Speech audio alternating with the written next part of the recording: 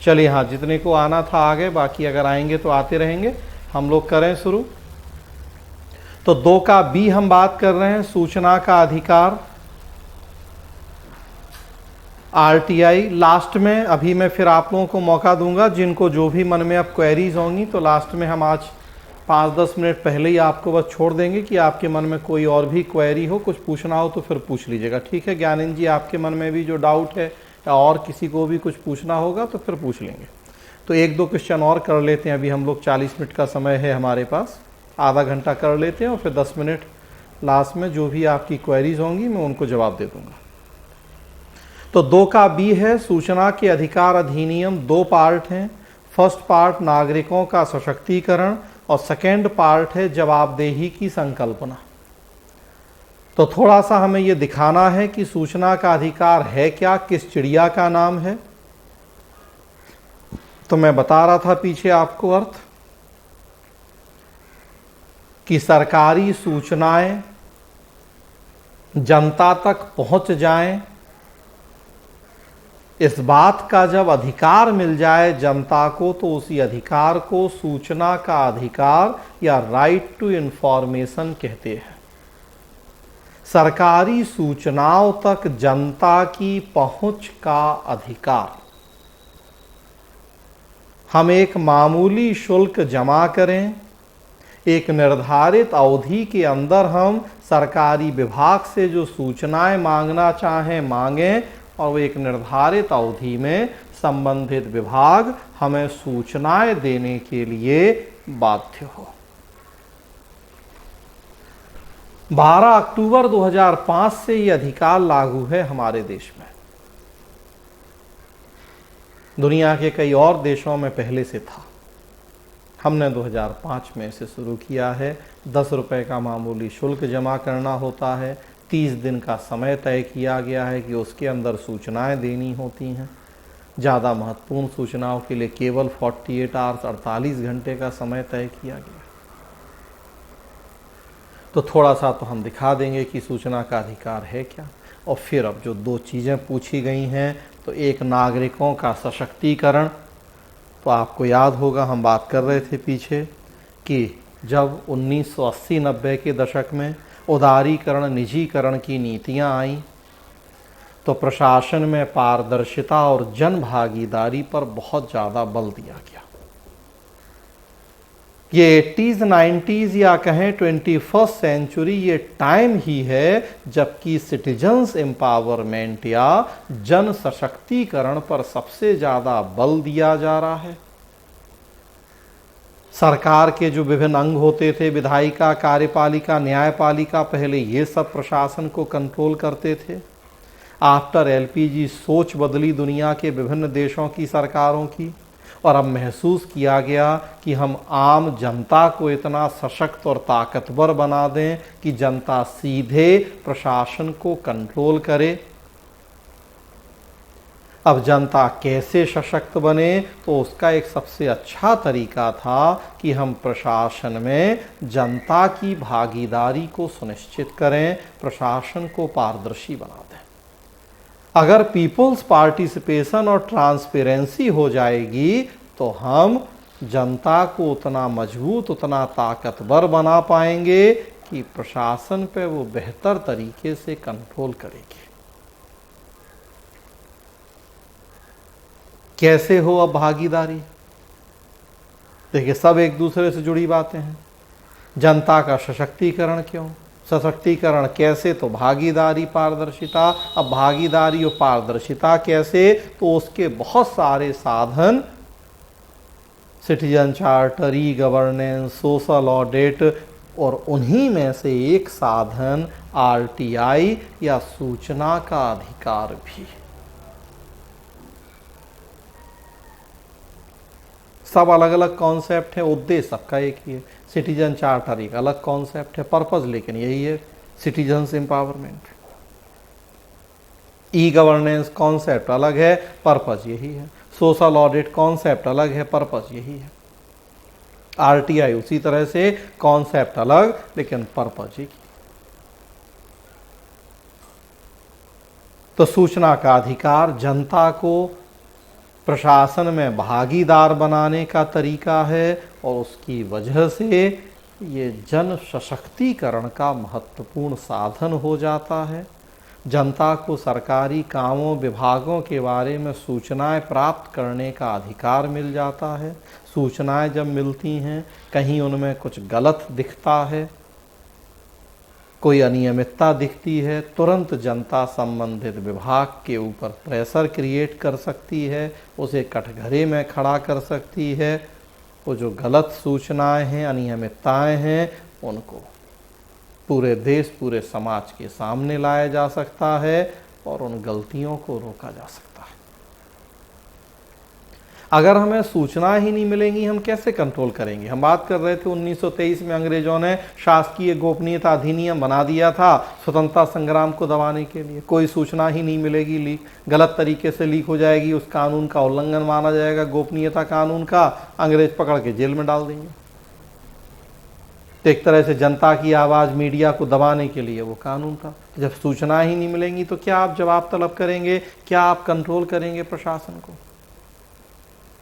लेकिन अब है आरटीआई, तो अब हम सूचनाएं इकट्ठी करें। और सबसे बड़ी बात पढ़ेंगे कि जब सूचनाएं होती हैं तभी सोशल ऑडिट हो पाती है। बिना सूचनाओं के सोशल ऑडिट भी नहीं। तो ये एक ऐसा अधिकार है जो दूसरे साधनों को प्रभावी बनाने के लिए भी बहुत जरूरी है, क्योंकि बिना सूचनाओं के तो बाकी अधिकार भी व्यर्थ हो जाते हैं।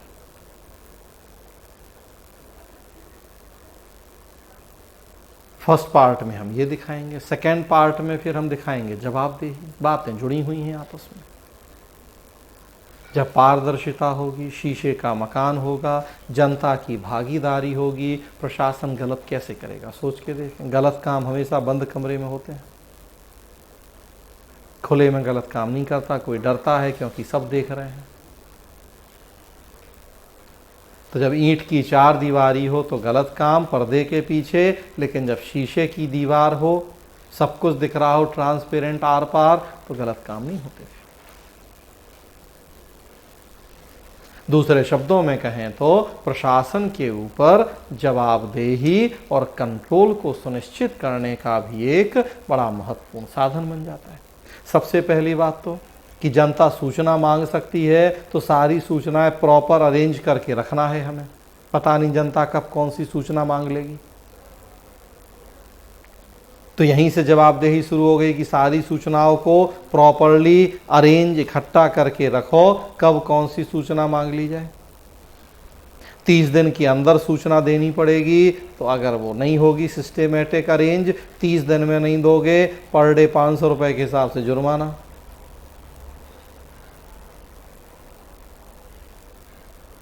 और चूंकि अब सूचना देना है तो गलत सूचना भी नहीं दोगे, स्वाभाविक सी बात है, नहीं तो फिर गर्दन फंसेगी। तो सही सूचना देना है। सही सूचनाएं रखने के लिए सही काम भी करना पड़ेगा। भाई काम सही करोगे, गलत सूचना, ऐसा तो हो नहीं सकता। और गलत काम करोगे तब सही सूचना कैसे दोगे? तो सूचना देना है समय पे, सही सूचना देना है, तो सही काम भी करना है। यहीं से फिर वो जो सत्ता के संसाधनों के दुरुपयोग जैसी समस्याएं हैं, उनके ऊपर अंकुश लगता है। प्रशासन के ऊपर एक भय, एक डर का माहौल बनता है कि वो कुछ गलत नहीं करें, अपनी जिम्मेदारियों को समझें, ईमानदारी, नैतिकता, सत्यनिष्ठा के आदर्शों का पालन करें, जनता को जवाब दें। भाई सूचना एक तरह से जवाब ही तो है कि हम पूछ रहे हैं, बताओ आपने क्या किया और कैसे किया, और आपको जवाब देना पड़ेगा। तो यही तो है अकाउंटेबिलिटी, जवाब दे। और कानूनन जवाब देने के लिए बाध्य हो आप, 30 दिन में जवाब देना पड़ेगा। 2 शब्द होते हैं, एक उत्तरदायित्व, एक जवाबदेही। रिस्पॉन्सिबिलिटी, अकाउंटेबिलिटी, दोनों में कुछ बेसिक डिफरेंस होता है। उत्तरदायित्व एक नैतिक संकल्पना होती है, जबकि जवाबदेही कानूनी संकल्पना। यहाँ जवाबदेही और अकाउंटेबिलिटी शब्द का यूज किया गया है। ये एक लीगल कॉन्सेप्ट होता है, क्योंकि जवाबदेही आरटीआई ने व्यवस्था करी है, उसकी एक नए सिरे से परिभाषित कर दिया उसको। तो बस ये हम आंसर लिख देंगे कि फर्स्ट पार्ट सूचना का अधिकार क्या है, उसके प्रावधान क्या है, संक्षेप में दिखाएं। सेकेंड पार्ट सिटीजन्स एम्पावरमेंट में उसकी भूमिका, भागीदारी, पारदर्शिता से जोड़ते हुए। थर्ड पार्ट जवाबदेही में भूमिका, सत्यनिष्ठा, नैतिकता से जोड़ते हुए। तो ये 2 का बी था। थ्योरी वाले 2 प्रश्न कर लिए हमने, एक केस स्टडी कर लीजिए। एक केस स्टडी कल की थी हमने 1 नंबर, 2018 की 2 नंबर केस स्टडी देखिए। 2018 की 2 नंबर केस स्टडी है, अपने मंत्रालय में एक वरिष्ठ अधिकारी होने के नाते आपकी पहुंच महत्वपूर्ण नीतिगत निर्णयों तथा आने वाली बड़ी घोषणाओं जैसे सड़क निर्माण परियोजनाओं तक जनता के अधिकार क्षेत्र में जाने से पहले हो जाती है। मंत्रालय एक बड़ी सड़क निर्माण योजना की घोषणा करने वाला है, जिसके लिए खाके तैयार हो चुके हैं। नियोजकों ने इस बात का पूरा ध्यान रखा है कि सरकारी भूमि का अधिक से अधिक उपयोग किया जाए, ताकि निजी भूमि का कम से कम अधिग्रहण करना पड़े। निजी भूमि के मालिकों के लिए क्षतिपूर्ति की दरें भी सरकारी नियमों के अनुसार निर्धारित कर ली गई हैं। निर्वनीकरण कम से कम हो, इसका भी ध्यान रखा गया है। ऐसी आशा है कि परियोजना की घोषणा होते ही उस क्षेत्र और आसपास के क्षेत्र की भूमि की कीमतों में भारी उछाल आएगा। इसी बीच संबंधित मंत्री ने आपसे आग्रह किया कि सड़क का पुनः संरेखण इस प्रकार किया जाए जिससे सड़क मंत्री के 20 एकड़ के फार्म हाउस के पास से निकले। इसके साथ ही मंत्री ने यह भी सुझाव दिया कि वह आपकी पत्नी के नाम प्रस्तावित बड़ी सड़क परियोजना के आसपास एक बड़ा भूखंड प्रचलित दरों पर, जो कि नाम मात्र की हैं, क्रय करने में सहायता करेंगे। मंत्री ने आपको यह भी विश्वास दिलाने का प्रयास किया कि इसमें कोई नुकसान नहीं है, क्योंकि भूमि वैधानिक रूप से खरीदी जा रही है। वह आपसे यह भी वादा करता है कि यदि आपके पास पर्याप्त धनराशि नहीं है तो उसकी पूर्ति में भी आपकी सहायता करेगा। लेकिन सड़क के पुनः संरेखण में बहुत सी कृषि योग्य भूमि का अधिग्रहण करना पड़ेगा, जिससे सरकार पर काफी वित्तीय भार पड़ेगा तथा किसान भी विस्थापित होंगे। केवल यह नहीं, इसके चलते बहुत सारे पेड़ों को भी कटवाना पड़ेगा, जिससे पूरे क्षेत्र का हरित आवरण समाप्त हो जाएगा। इस परिस्थिति का सामना होने पर आप क्या करेंगे? विभिन्न प्रकार के हित द्वंद्वों का समालोचनात्मक परीक्षण कीजिए तथा स्पष्ट कीजिए कि एक लोक सेवक होने के नाते आपके क्या दायित्व हैं। तो इस परिस्थिति में आपके क्या दायित्व हैं, कौन कौन से इसमें हित द्वंद्व हैं, कॉन्फ्लिक्ट ऑफ इंटरेस्ट हैं, उनकी चर्चा करनी है। पूरी कहानी लिखी हुई है। आप एक मंत्रालय के वरिष्ठ अधिकारी, पहुंच इतनी है कि जो भी कोई परियोजना होती है जनता के बीच में घोषणा के पहले वो आपको सब पता होता है। एक बड़ी सड़क निर्माण परियोजना है, सारी जानकारी आपके पास है। परियोजना इस तरीके से डिजाइन की गई है कि ना पेड़ कटें, कम से कम कटें, ना निजी लोगों की ज़मीनों का अधिग्रहण करना पड़े, कम से कम हो, जो सरकारी ज़मीन पड़ी है उसी से काम हो जाए। तो बहुत सोच समझ के, बहुत ईमानदारी से बनाई गई है वो परियोजना। लेकिन अब मंत्री जी आके कह रहे हैं आपसे कि भैया ऐसा है कि थोड़ा हेर फेर करो, इसमें परियोजना का जो सड़क का रास्ता है वो इस तरीके से बनाओ कि मंत्री जी को भी फायदा हो जाए और बदले में आपको भी कुछ फायदा। मंत्री जी का फ़ायदा ये है कि उनका बहुत बड़ा फार्म हाउस है, तो अगर उसके आसपास से सड़क निकले तो उनके फार्म हाउस की कीमतें रातों रात दुगनी चौगनी बढ़ जाएंगी। और उसके लिए आपको लालच दे रहे हैं वो कि भाई आपके नाम तो हो नहीं सकता, आप सरकारी कर्मचारी हो, तो आपकी पत्नी के नाम वो कुछ ज़मीन खरीदवा देंगे आपको भी उसी परियोजना के आसपास। पैसा नहीं है आपके पास तो उसमें भी मदद कर देंगे वो। और अच्छा, सबसे बड़ी बात देखिए, मंत्री जी क्या बता रहे हैं कि इसमें कुछ गलत भी नहीं है। जमीन जो मार्केट कीमत है उस पर हम खरीदवाएंगे, तो ऐसा भी नहीं कि जोर जबरदस्ती करेंगे। बस उस समय चूंकि मार्केट कीमत कम है, वो तो जब परियोजना की घोषणा होगी तो बढ़ेगी कीमत। अब जेवर पे सरकार एयरपोर्ट बना रही है इतना बड़ा, तो घोषणा हो गई, तो घोषणा होते साथ ही जेवर एयरपोर्ट का जो प्रस्तावित स्थान है, आसपास की जमीनों की कीमतें देखिए आप, जो पहले 100 थी तो आज वो लाख हो गई होगी। आंध्र प्रदेश में नई राजधानी तो जब घोषणा होती है तब पे, जब तक घोषणा नहीं तब तक लोगों को थोड़ी पता है। आपको लग गया है लेकिन पता मंत्री जी को पता है, तो वो चाह रहे हैं कि घोषणा के पहले उठा लो फायदा। तो वो कह रहे हैं इसमें गलत क्या है भाई, अभी जो कीमत है उसी कीमत पर जमीन खरीदेंगे, पैसा आपके पास नहीं, हम मदद कर देंगे, बस थोड़ा सा परियोजना में ये हेर फेर करना है कि, और ये गलत तो खैर है ही है, लेकिन वो मंत्री जी कोशिश कर रहे हैं समझाने की भाई ये गलत कुछ भी नहीं होगा इसमें। वैसे देखें आप तो पेड़ ज़्यादा कटेंगे, आप उस परियोजना के साथ छेड़छाड़ करेंगे तो सरकारी ज़मीन का यूज नहीं होगा, फिर आपको निजी ज़मीनें ज़्यादा अधिग्रहण करनी पड़ेंगी, किसानों की ज़मीनें आपको लेनी पड़ेंगी, उतना उनको विस्थापन पुनर्वास वो सारे इंतजाम करने पड़ेंगे। तो ये सब समझ पूरी स्टोरी है।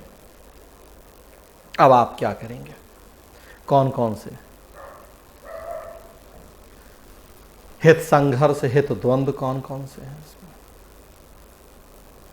तो फ्रेंड्स, हम बात कर रहे थे पीछे मंत्री और सचिव के बीच के संबंध की। कार्यपालिका दो तरह की होती है, एक राजनीतिक कार्यपालिका, दूसरी स्थायी कार्यपालिका या प्रशासनिक कार्यपालिका।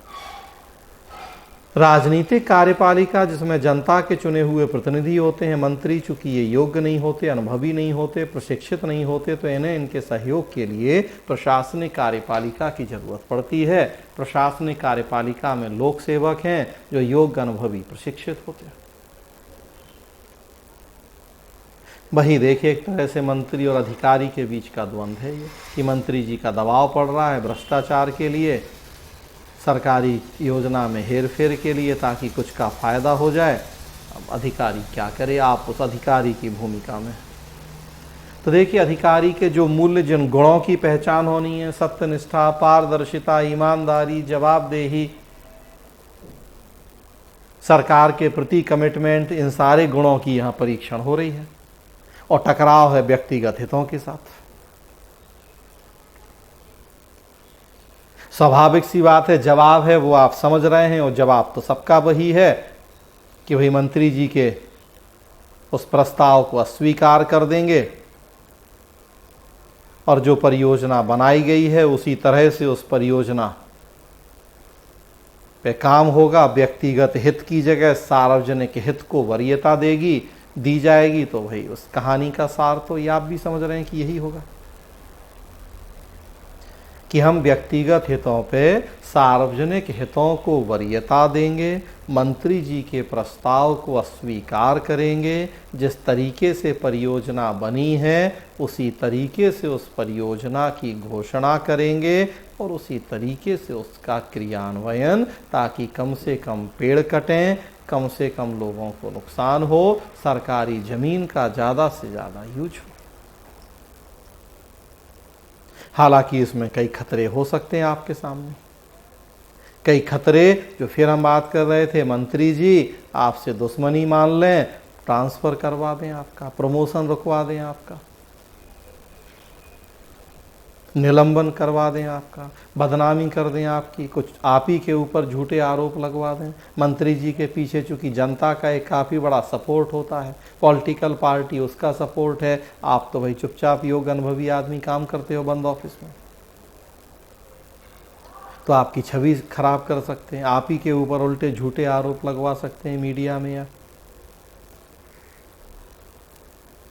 थोड़ा दबंग टाइप के मंत्री जी होंगे, जो कि आजकल तो होते ही हैं, अपराधी प्रवृत्ति वाले, तो आपको और भी भाई आपको आपके परिवार की सुरक्षा के लिए भी कुछ संकट खड़ा हो सकता है। तो अगर आप नहीं मानते मंत्री जी का प्रस्ताव, तो इस तरह की दिक्कतें हैं जिनका सामना आपको आगे चल के करना पड़ सकता है। लेकिन उसके बाद भी आपको ईमानदारी से अपनी जिम्मेदारियों का निर्वहन करना है। अगर इस तरह के समस्याओं से आप डर जाते हैं तो फिर तो भाई लोक सेवक ना बने, अभी भी मौका है।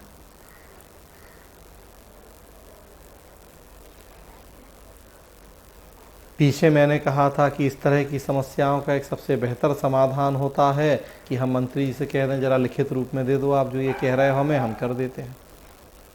यही ऑर्डर आप लिखित रूप में दे दो कि भाई फला परियोजना का रास्ता बदल दिया जाए, इसकी जगह वैसा रास्ता कर दिया जाए जो मेरे फार्म हाउस से होकर गुजर रहा है। तो नेचुरल सी बात है मंत्री जी लिखित रूप में नहीं देंगे ऐसा, और जब वो लिखित रूप में नहीं देंगे तो भाई हम भी नहीं मानेंगे। मंत्री जी तो आज हैं, कल नहीं रहेंगे। आपको तो रहना है, गर्दन तो आपकी ज़्यादा फंसेगी। पॉलिटिकल न्यूट्रलिटी, राजनीतिक तटस्थता के सिद्धांत का पालन करना है। तो ये तो जो जवाब है आपका, प्रश्न पूछा गया है कि हित द्वंद्व कौन कौन से हैं, इसमें विभिन्न प्रकार के हित द्वंद्व, कॉन्फ्लिक्ट ऑफ इंटरेस्ट। तो सबसे बड़ा हित द्वंद्व तो यही है कि व्यक्तिगत हित बनाम सार्वजनिक हित, कि आप किसको प्रायोरिटी दे रहे हैं, सार्वजनिक हित को प्रायोरिटी दे रहे, और या आपने निजी लाभ, निजी स्वार्थ को प्राथमिकता दे रहे। मंत्री जी का ऑफर तो बड़ा अच्छा है। अब आप, कल हम बात कर रहे हैं कि सत्यनिष्ठा, आत्म परीक्षण, आत्मनिरीक्षण जब होता है तब वास्तव में पहचान होती है गुणों की। तब यही है स्थिति कि मंत्री जी का इतना अच्छा ऑफर है, मान लें तो कई तरह के व्यक्तिगत फायदे हैं, ना माने तो दिक्कतें हो सकती हैं। और अब है असली मजा कि अब आप क्या कर रहे हो, तब भी आप अडिग हो उस सत्यनिष्ठा के आदर्श पे। तो वास्तव में वो है सत्यनिष्ठा। आज खूब दम्भ भरो सत्यनिष्ठा के, तो आज तो बेईमानी का मौका कहाँ है आपके पास कुछ भी।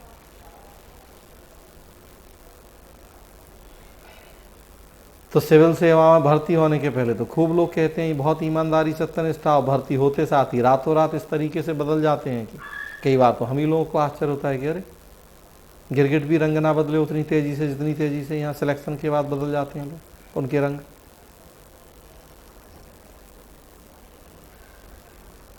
तो अब जो हित द्वंद्व है, समय खत्म होने जा रहा है। कई सारे हित द्वंद्व हैं इसमें। सबसे पहले व्यक्तिगत हित द्वंद्व, हित बनाम सार्वजनिक हित, किसे प्रायोरिटी दें, सार्वजनिक को ही प्रायोरिटी देनी है। पर्यावरण को नुकसान और या पर्यावरण की चिंता, ये एक द्वंद्व है, किसे प्रायोरिटी दें, हमेशा आपको पर्यावरण को प्रायोरिटी देनी है। अपने परिवार की सुख सुविधा और या सत्यनिष्ठा, नैतिकता जैसे मूल्य, किसे प्रायोरिटी दें आप, नेचुरल सी बात है सत्यनिष्ठा, नैतिकता जैसे मूल्यों को प्रायोरिटी देनी है, ना कि अपने परिवार की सुख सुविधाओं को। भाई अच्छी खासी ज़मीन दिलवा रहे हैं वो अपनी पत्नी के नाम पे, पैसा भी दे रहे हैं, तो नेचुरल सी बात है सुख सुविधाएं बढ़ेंगी आपकी। अब आप वो चाह रहे हैं, और या ईमानदारी से अपनी जिम्मेदारियों का निर्वहन चाह रहे हैं।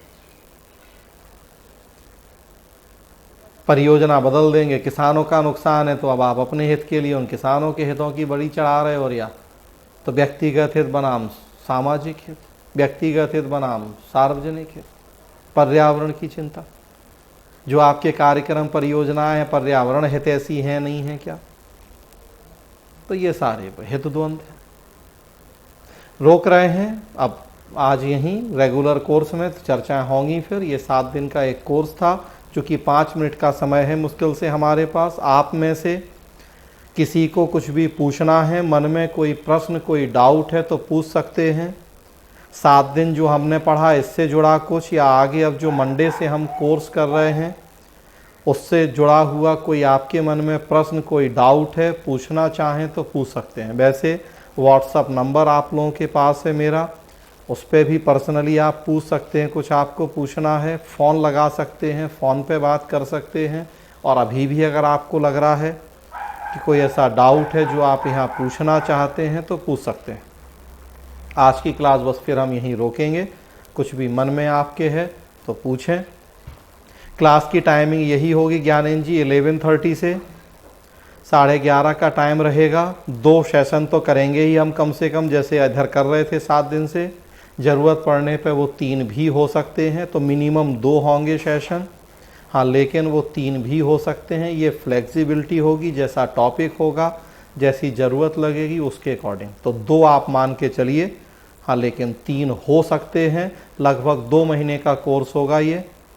वीक में कम से कम 5 क्लास होंगी, 6 भी हो सकती हैं, लेकिन कम से कम 5 तो होंगी ही।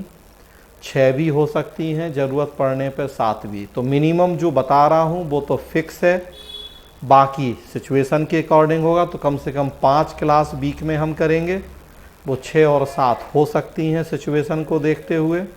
कम से कम 2 सेशन करेंगे, वो 3 हो सकते हैं सिचुएशन को देखते हुए। कम से कम 2 महीने का कोर्स होगा, घटेगा नहीं, थोड़ा सा बढ़ सकता है सिचुएशन को देखते हुए। तो ये जो फिक्स मिनिमम चीज़ें हैं वो होंगी, और उसमें और बढ़ सकता है, घटेगा कुछ नहीं। लेक्चर होगा, स्लाइड्स चलेंगी, जैसे अभी केवल प्रश्न की स्लाइड चल रही थी, फिर और हम डिटेल स्लाइड्स बनाएंगे, वो देंगे आपको। इसी तरह से समझाएंगे टॉपिक। लेक्चर होगा, प्रश्न देंगे आपको, आप आंसर लिख के व्हाट्सएप पे भेजेंगे हमें, वो चेक करेंगे हम। नोट्स के रूप में किताब मिलेगी। किताब हार्ड कॉपी तब मिलेगी जब लॉकडाउन खुलेगा, पोस्ट ऑफिस चालू हो जाएंगे प्रॉपर, तब तक आप ई बुक के रूप में पढ़ेंगे उसे। ठीक है। कुछ और किसी के मन में कोई प्रश्न है, कोई शंका है तो पूछ सकते हैं। डायरेक्ट आप हमसे जुड़ेंगे, हम आपको अकाउंट नंबर भेजेंगे। उस अकाउंट में आप जो भी फ़ी, बहुत नॉमिनल सी फ़ी हमने रखी है, एक तरह से वो इंफ्रास्ट्रक्चर कॉस्ट भी नहीं है, वो आप उस अकाउंट में डिपॉजिट करेंगे फ़ी। डायरेक्टली आप और हम जुड़ेंगे, और फिर मंडे से हम लोग ये क्लास रेगुलर अपना कंटिन्यू करेंगे।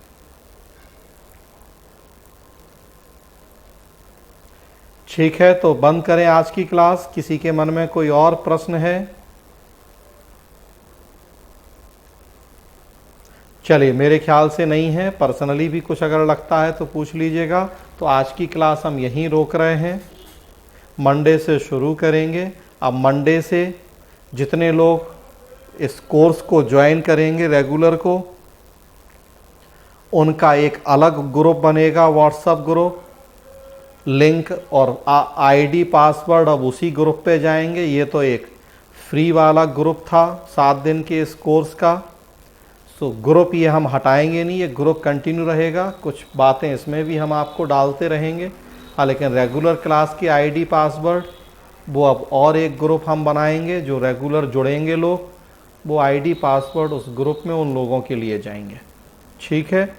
चलिए, तो आज यहीं रोक रहे हैं, मंडे को मिलेंगे हम लोग। सो फिर पूरा एक रेगुलर कोर्स शुरू करेंगे। तब तक के लिए धन्यवाद। ख्याल रखिए अपना, पढ़िए। चलिए।